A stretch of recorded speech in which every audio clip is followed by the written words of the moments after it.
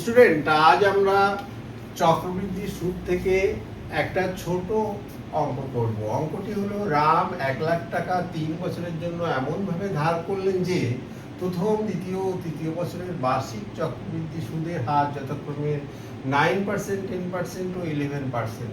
3 বছর শেষে রামকে সুদে আসলে কত টাকা শোধ করতে হবে। তাহলে আমরা 3 বছরের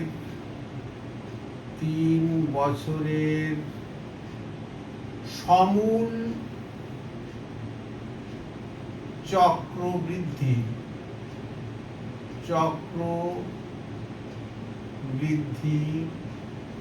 সুদ এর সূত্রটা কি?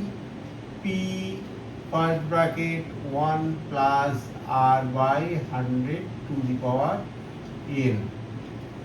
এখানে পি হচ্ছে মূলধন, এই অঙ্কটার ক্ষেত্রে পি এর মান 1,00,000 টাকা। আর হচ্ছে সুদের হার যথাক্রমে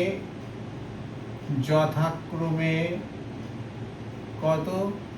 9%, 10% এবং 11%। আর এনটা হলো সময়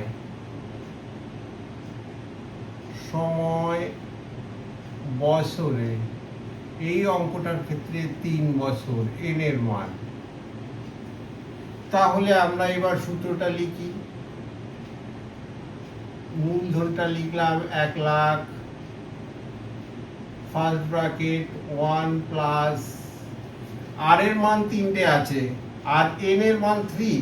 তাহলে এটাকে আমরা 3 বার লিখব। প্রথমে আর এর মান 9 থাকবে, পরে 10, তারপরে 11।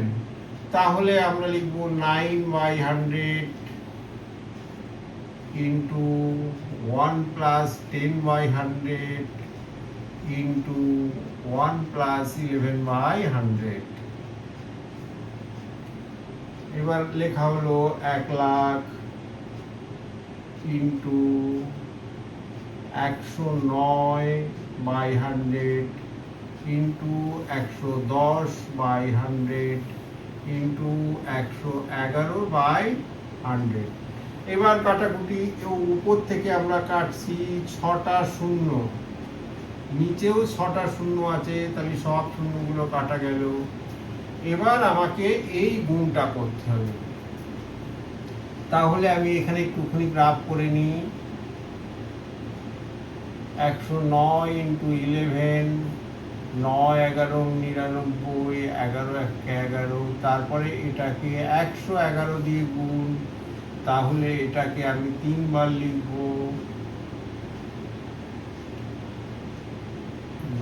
9 1, এটা যোগ করলে হচ্ছে 18, এখানে হচ্ছে হাতে 1, 20 শূন্য, হাতে 2, 9 2 11 12 13, 3 হাতে 1, এটা 3 হলো। তাহলে আমার উত্তর হলো কত?